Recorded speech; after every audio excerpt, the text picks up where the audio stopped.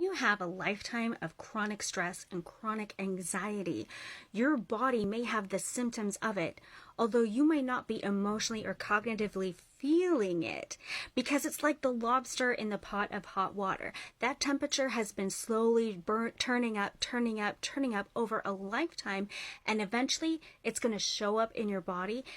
You're going to have a huge crash or a break at some point. Even though it may feel like it has come out of the blue, it probably has. Then the question comes, what do we do about it? We need the 3 processes of healing that we all must go through. Awareness, becoming more aware of your body and your body's signals and how you actually feel. This can mean doing self-check-ins all the time, or noticing when your hips start to tighten up, when you start to get more tension headaches because you're clenching that jaw, or stomach aches, or maybe even dry throat or dry mouth because your respiration is going faster.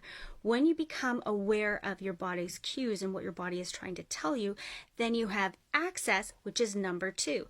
You have access to the ability of knowing what to do about it. You wouldn't be able to have access to any of those tools if you didn't even know that you need them. So then access is when you research, when you work with someone else, when they become that mirror to you, when you start reading the books. Then you have access to different information and tools out there so that you can start to support yourself.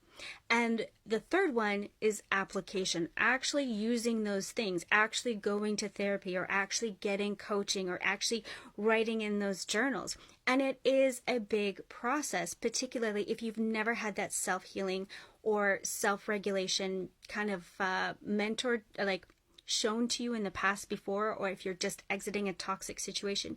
You're going to be using all these different tools and having all these huge downloads and awarenesses because you've become aware of why things haven't been working for you for so long.